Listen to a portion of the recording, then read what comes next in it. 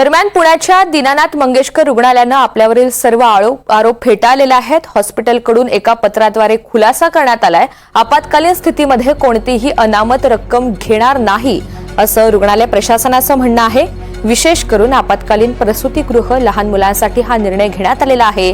झालेल्या घटनेमधील सत्य शासकीय चौकशीद्वारे बाहेर येईल, या निमित्तानं असंवेदनशीलतेचा अंत करण्याची सुरुवात करत आहोत असंही पत्रामध्ये नमूद करण्यात आलंय।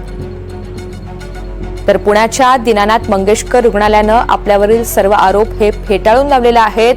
रुग्णालयाकडून या सगळ्या संदर्भात, या घटनेच्या संदर्भात एका पत्राच्या मार्फत खुलासा करण्यात आलेला आहे।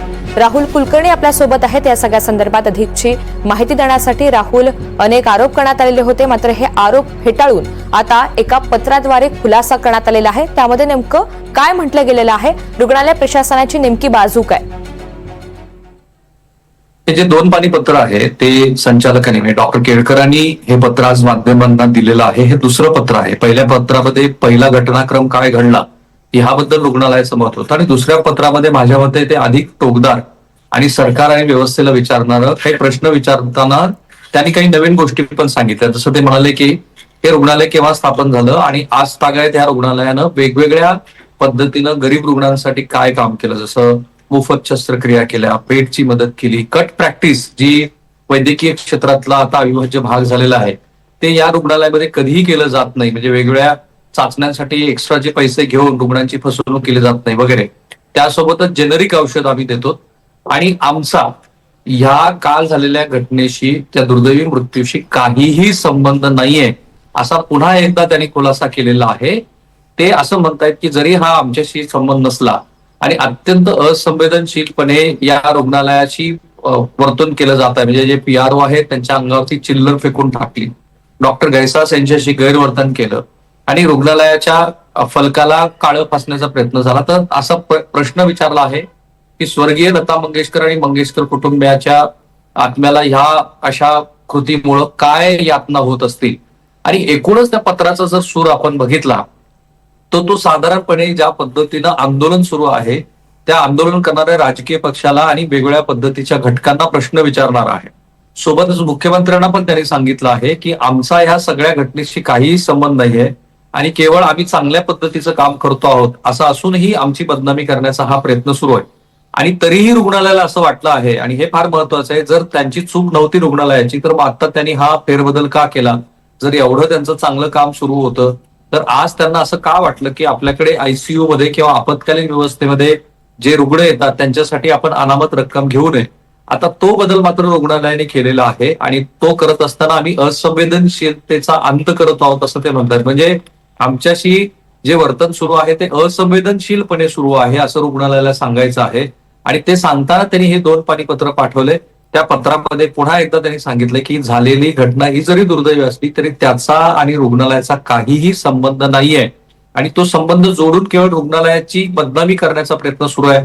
मग कोविड काळामध्ये किंवा गुलेनबेरी सिंड्रोमच्या मधल्या आउटब्रेकमध्ये जे रुग्णालयानं केलेलं काम आहे किंवा दररोज रुग्णालयातून गरीब पेशंटला जी मदत होते त्या संदर्भातली आकडेवारी जी की चॅरिटी कमिशनरकडे दिली जाते, याबद्दलची बरीच आकडेवारी या पत्रामध्ये मांडण्यात आली। आणि ह्या सगळ्याचा सरळ अर्थ असा आहे की या घडलेल्या घटनेबद्दल रुग्णालयाला असं वाटतं की आम्ही संवेदनशीलपणे जरी बघत असलो तरी आमचा ह्या घटनेशी संबंध नाहीये आणि त्याच्या आधीच त्यांनी या संबंधित दुर्दैवी महिलेला कोणता आजार होता, त्यांना काय सल्ला दिलेला होता वगैरे याबद्दलचा खुलासा केला। आणि आज आणखीन एक नवीन खुलासा केलाय की ज्यांनी ही सही करून माध्यमाला पत्र दिले ते असं स्वतः म्हणतात की मी स्वतः त्या महिलेला सांगितलं होतं की तू अनामत रक्कम भरण्याची गरज नाहीये।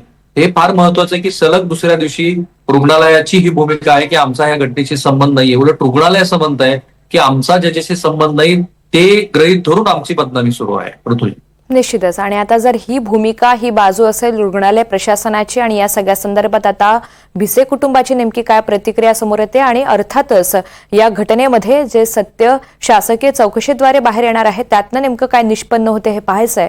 धन्यवाद सविस्तर माहितीसाठी। दरम्यान पुण्याच्या दीनानाथ रुग्णालयाबाहेरचा बोर्ड अखेर प्रशासनानं आज हटवलेला आहे। रुग्णालयाच्या नावाचा बोर्ड प्रशासनानं हटवला। काल आंदोलकांनी या बोर्डाला काळं फासलेलं होतं। नकली नोटांचा हार सुद्धा या बोर्डाला लावण्यात आलेला होता। तसंच बोर्डावर शाईफेक सुद्धा आंदोलकांनी केलेली होती आणि तोच बोर्ड आता हटवण्यात आलाय।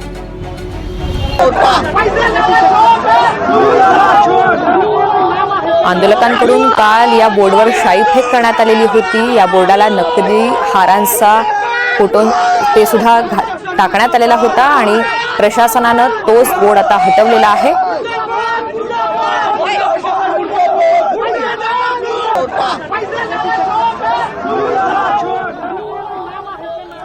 भाजप आमदार अमित गोरखे हे भिसे कुटुंबियांना सोबत घेऊन आज मुख्यमंत्री देवेंद्र फडणवीस यांची भेट घेणार आहेत. तनिषा भिसे यांच्या मृत्यूला दीनानाथ मंगेशकर रुग्णालय जबाबदार असल्याचा कुटुंबाचा आरोप आहे. मुख्यमंत्र्यांना आज पुण्यामध्ये भेटून अमित गोरखे आणि भिसे परिवार निवेदन देतील.